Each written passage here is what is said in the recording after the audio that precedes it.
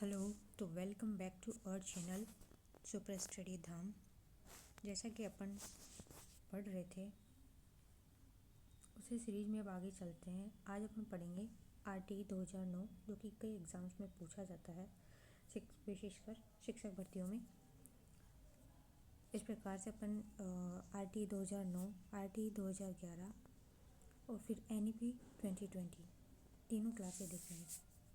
बहुत ज़्यादा बड़ी क्लासें नहीं होंगी, छोटी छोटी क्लासें हैं, उनसे आप अपना कॉन्सेप्ट क्लियर कर सकते हैं। और जो चीज़ इंपॉर्टेंट है वही यहाँ रखी गई हैं, फालतू की चीज़ें नहीं रखी गई हैं। यहाँ से आपका क्वेश्चन लगभग तैयार हो जाएगा। ठीक है, तो बिना टाइम वेस्ट करें शुरू करते हैं क्लास। अगर आपको क्लासें पसंद आती हैं तो अपने दोस्तों के साथ ज़रूर शेयर करें, चैनल को सब्सक्राइब ज़रूर करें। ठीक है, चलते हैं फिर। देखो एक सेकेंड। देखो क्या नाम है, ये पहली बात तो नाम ही ध्यान रखेंगे, निःशुल्क एवं अनिवार्य बाल शिक्षा का अधिकार अधिनियम 2009। शॉर्ट में क्या कहते हैं अपन, आरटीई 2009। ठीक है, आरटीई 2009। निःशुल्क का मतलब क्या था उस टाइम कि एक तो 6 से 14 वर्ष तक के छात्र छात्रा को निःशुल्क शिक्षा देनी है। और कौन सी तक, कक्षा 1 से कक्षा 8 तक। ये इसका मतलब रखा गया था कहीं ना कहीं कि बच्चे की उम्र कितनी हो, 6 से 14 वर्ष तक का बच्चा हो और उसको निःशुल्क शिक्षा दी जाएगी कक्षा 1 से 8 तक। ठीक है, नेक्स्ट देखते हैं। यह जब अपने देश में लागू किया तो कौन से नंबर का देश बन गया, 135वां। यानी इससे पहले यह नियम 134 देशों ने लागू कर रखा था। ठीक है, तो अपना देश कौन सा है जो जिसने ये आरटी एक्ट लागू किया, 135वां। ठीक, नेक्स्ट चलते हैं। देखो आरटीई एक्ट 2020, ये आरटीई एक्ट कब पारित हुआ राज्यसभा में। ये एक बार क्वेश्चन बना हुआ है कि राज्यसभा में तो ये कब पारित हुआ, 20 जुलाई 2009 को।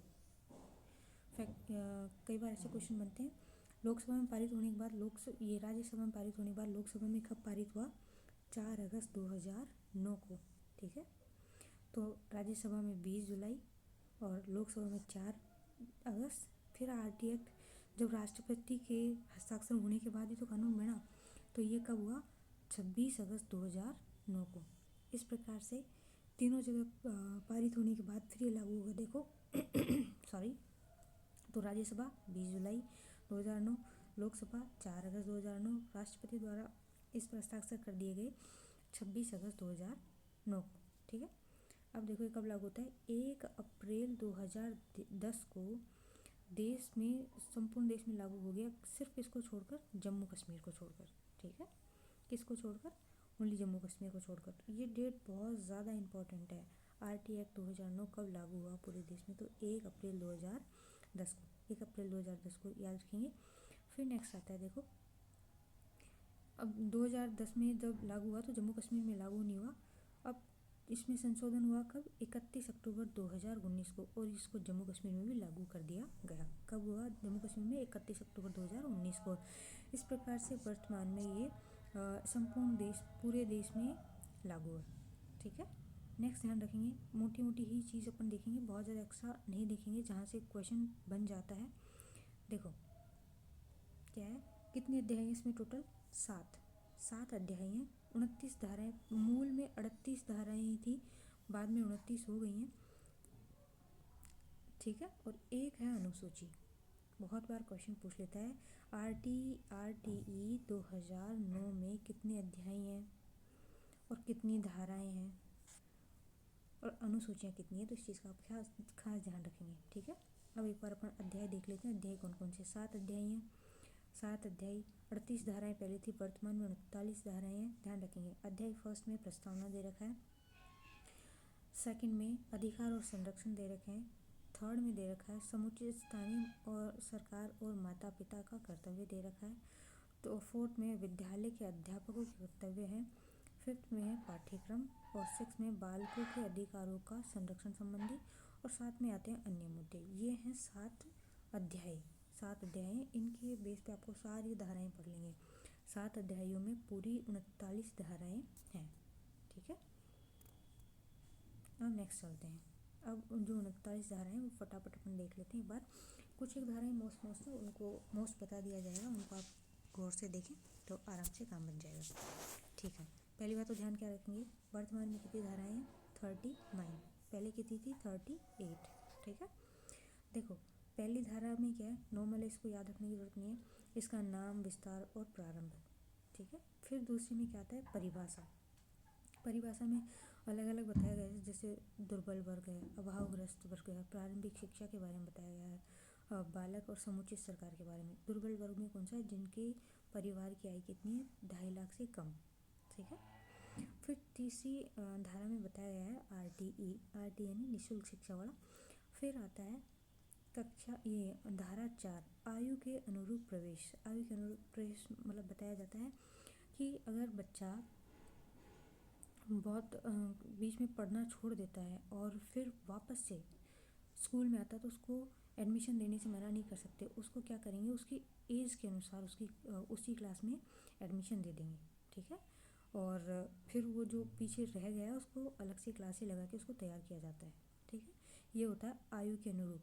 जैसे मान लो बच्चा आया जैसे 12 साल का, और आप उसको फर्स्ट क्लास में नहीं बैठा सकते, उसकी एज के अनुसार उसको उसी क्लास में बैठाएंगे, उस हिसाब से एडमिशन देंगे। ठीक है, तो ये कौन सा है धारा 4। फिर देखते हैं धारा 5 में क्या है, अगर बच्चा टीसी लेना चाहता है, कहीं और जगह जाके पढ़ना चाहता है, तो उसे टीसी देने से आप मना नहीं कर सकते, कहीं भी जाके वो पढ़े उसको ज़रूर टीसी तुरंत दे दी जाएगी। ठीक है, नेक्स्ट आते हैं 6, धारा नंबर 6। इसमें विद्यालय की दूरी बताई गई है। L1 यानी कक्षा 1 से 5 तक के विद्यार्थियों के लिए विद्यालय 1 किलोमीटर की दूरी में ही होगा। ठीक है, और L2 यानी कि 6 से 8 तक के बच्चों के लिए विद्यालय 2 किलोमीटर की दूरी में होगा। ध्यान रखेंगे बात। फिर आता है इन सब में जो वित्तीय सहायता केंद्र और राज्य की कितनी है, तो अन्य राज्यों में तो है 60-40, 60:40, यानी केंद्र का तो 60% है और राज्य का 40% है। पर पूर्वोत्तर राज्य जो अपने हैं, पूर्वोत्तर हिमाचल वगैरह, ये हिमाचल अरुणाचल प्रदेश, उनमें पूर्वोत्तर राज्यों में 90-10 यानी कि 90% केंद्र सरकार और खर्च करती है, 10% करती है राज्य सरकार। ठीक है, नेक्स्ट चलते हैं।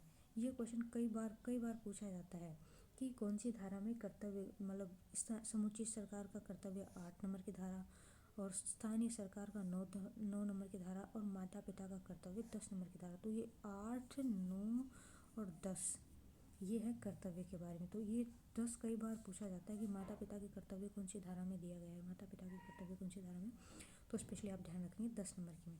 इवन कर्तव्य 3 में 7, ये 8, 9 और 10, समुचित सरकार, स्थानीय सरकार और माता पिता।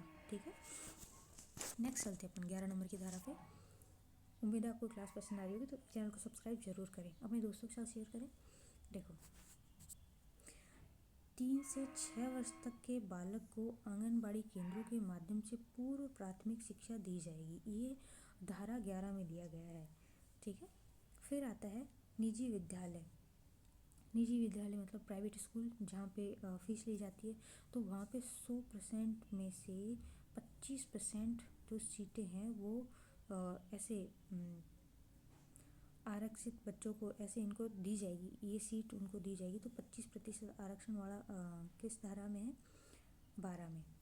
ठीक है, फिर धारा नंबर 13 है, ना तो प्रवेश परीक्षा एडमिशन टेस्ट लिया जाएगा और ना ही फीस ली जाएगी, धारा 13 में ये कहा गया है। ठीक है, आयु प्रमाण पत्र के अभाव में भी प्रवेश, कई बार आयु प्रमाण पत्र मांगते कई स्कूल, तो उस नहीं होने की स्थिति में भी बच्चे को प्रवेश दिया जाएगा। ठीक है, धारा 15 में विस्तारित अवधि के बाद भी संपूर्ण सत्र में प्रवेश, जैसे लिमिट होती है भाई एडमिशन इस तारीख तक होगा, लेकिन फिर भी बच्चे का एडमिशन कभी भी करवा सकते हैं। ठीक है, नेक्स्ट देखते हैं 16 नंबर की धारा, परीक्षा में फेल नहीं कर सकते, भाई बच्चे को कक्षा 1 से कक्षा 8 तक फेल नहीं कर सकते। हालांकि इसमें संशोधन कर दिया गया है, अब 5वीं बोर्ड और 8वीं की बोर्ड होती है, जो भी ज़बरदस्ती नहीं है अगर बच्चा नहीं देना चाहे तो। ठीक है, फिर ये कई बार पूछा जाता है, आप देखेंगे धारा नंबर 17 पे क्या है, खतरा। मात्रा कैसे। हाँ, तो हम देख रहे थे धारा नंबर 17। धारा नंबर 17 क्या कह रही है, देखो, न शारीरिक दंड दे सकते न मानसिक दंड, यानी अब टीचर किसी भी स्टूडेंट को पीट नहीं सकता, ना उन्हें उल्टे सीधे शब्द बोल सकता। तो ये कौन सी धारा में, 17 में। बहुत बार एग्जाम में पूछा जाता है, स्पेशली ध्यान रखें। सारी धारा इंपॉर्टेंट नहीं है, लेकिन जहाँ जहाँ हमने इंपॉर्टेंट बोला है कम से कम उनको जरूर ध्यान रखें, क्योंकि वो क्वेश्चन या तो आए हुए हैं या बहुत ज़्यादा इंपॉर्टेंट है। ठीक है, धारा नंबर 18 में है, बिना मान्यता स्कूल नहीं चला सकता। कोई भी प्राइवेट स्कूल है उनको मान्यता लेनी पड़ेगी, तब जाके ही स्कूल चलेगी। मान्यता संबंधी प्रावधान भी किसमें है, 19 में। अनुसूचियों में संशोधन की शक्ति केंद्र सरकार को है। ठीक है, एसएमसी यानी विद्यालय प्रबंधन समिति है, 21 में, कई बार पूछ लेता है। और एसएमसी विद्यालय प्रबंधन समिति के कार्य ये किस में है, 22 में। शिक्षक योग्यता, भाई शिक्षक बनने के लिए कुछ ना कुछ योग्यता तो चाहिए होगी ना, वो कौन सी में है, धारा 23 में। फिर शिक्षकों के कर्तव्य किस में लिख रखा है, धारा 24 में। ठीक है, अब वेरी इंपॉर्टेंट जो हम बता रहे थे, जो क्वेश्चन लगभग आता ही है, अगर आरटी में से क्वेश्चन बनता है तो 70% होता है कि क्वेश्चन यहीं से बनता है। 70 तो क्या, 90% ही क्वेश्चन यहीं से बनता है। देखो क्या है, छात्र शिक्षक अनुपात, इसके बारे में डिटेल से नीचे और दे रखा है, वहाँ पर और देखेंगे। तो एक बार आप ध्यान रखेंगे, छात्र शिक्षक अनुपात कितना है कि 30 छात्र पर एक शिक्षक होगा, ये कक्षा 1 से 5 तक है। और 35 छात्र पर एक शिक्षक होगा, ये कौन सी है, कक्षा 6 से 8वीं तक। ठीक है, और इसके बारे में डिटेल से नीचे देखेंगे, जब क्लास में आप अंत तक जरूर बने रहें। देखो धारा 26 क्या कह रही है कि कोई भी स्कूल में, कोई भी विद्यालय में 10% से ज़्यादा सीटें खाली नहीं रह सकती। ठीक है, फिर आता है 27, जो भी मतलब अगर 25 नंबर की धारा के बाद कोई क्वेश्चन आता है तो फिर वो यहाँ से आता है, कौन सा, एक शिक्षक की ड्यूटी 3 ही चीज़ों में लग सकती है, किस किस में, या तो आपदा के टाइम, या जनगणना में, या फिर चुनाव में। इसके अलावा कोई भी कार्य में शिक्षक की ड्यूटी नहीं लगेगी। ठीक है, 28, तो आप कौन सी धारा एक बार ध्यान रखेंगे, देखो हाईलाइट कर देते हैं। धारा नंबर 25 स्पेशली, और धारा नंबर 27। फिर थोड़ा सा ध्यान रखें तो ये कि कोई भी शिक्षक निजी ट्यूशन नहीं करवा सकता, इस पर क्या है, प्रतिबंध है। ठीक है, ये 3 धाराएं तो आप स्पेशली ध्यान रखें, और 28 नहीं भी रखे तो 25 और 27 ज़रूर ध्यान रखें। ठीक है, नेक्स्ट अपन चलते हैं फिर धारा नंबर 29। धारा नंबर 29। ठीक है, देखो क्या कह रहा है, 29 में बोल रहा है पाठ्यक्रम एवं मूल्यांकन की प्रक्रिया के बारे में बताया गया है। फिर नेक्स्ट देखते हैं, बोर्ड परीक्षा देना अनिवार्य नहीं है। अभी आपको बताया गया था कक्षा 5वीं और 8वीं की बोर्ड की परीक्षाएं लगती हैं, तो वो अब ज़रूरी नहीं है, बच्चे के ऊपर है। फिर आता है 31 में बाल संरक्षण आयोग है, 32 में स्थानीय प्राधिकारी को शिकायत है, 33 में राष्ट्रीय सलाहकार परिषद है, फिर 34 में राज्य सलाहकार परिषद का गठन है, 35 में मार्गदर्शन उपलब्ध करवाना है, 36 में राष्ट्रीय सलाहकार परिषद, और 37 में राज्य सलाहकार परिषद। ये शायद रिपीट हो गया, एक बार इसको देख के बताया जाएगा। और फिर 38 में आता है नियमावली, और 39 में आता है शंकाओं का निवारण। ध्यान रखो ये सब इतनी ज़्यादा इम्पोर्टेंट नहीं है, इम्पोर्टेंट जो थी वो ऊपर बता दी गई है। ठीक है, नेक्स्ट अपन देखते हैं, जो हमने आपको बताया था कि जहाँ से क्वेश्चन बनेगा वो यहाँ से देखो। एक बार छात्र शिक्षक अनुपात जो इम्पोर्टेंट हो हमने खुद ही से ले लिया। देखो कक्षा 1 से 5 तक के लिए मतलब जो उचित अनुपात है वो कौन सा है, 30 छात्रों पे एक शिक्षक। ठीक है, अगर कक्षा 1 से 5 तक में छात्रों की संख्या 150 हो जाती है, 150 प्लस यानी 150 प्लस, तो एक HM एक हेडमास्टर होगा। ठीक है, अगर छात्रों की संख्या 200 प्लस हो जाती है तो फिर ये जो 35 एक की जगह 40 एक अनुपात हो जाएगा, यानी 40 छात्रों पे एक शिक्षक। फिर आप इसमें देख सकते हैं 30 यानी 60 पे 2 टीचर, 61 ने 90 पे 3 टीचर, 91 से 120 पे 4 टीचर, 121 से 200 पे 5 टीचर, और अभी बताइए 150 प्लस होने पर एक HM होगा। ठीक है, नेक्स्ट अपन देखते हैं। देखो नेक्स्ट है कक्षा 6 से 8 तक, इसमें 35 अनुपात 1 यानी 35 छात्रों पे एक टीचर होगा, आपको पहले ही बता दिया गया है। वहाँ तो 150 प्लस पे HM था, यहाँ 100 प्लस पे HM होगा। ठीक है, अब जो देखते हैं कार्य दिवस, यहाँ से भी कई बार क्वेश्चन बन जाता है। देखो कक्षा 1 से 5 तक के शिक्षक के लिए क्या है, 200 कार्य दिवस होंगे, 800 घंटे। 200 कार्य दिवस में कम से कम 800 घंटे होंगे। उसी प्रकार 6 से 8 क्लास के लिए 220 कार्य दिवस है।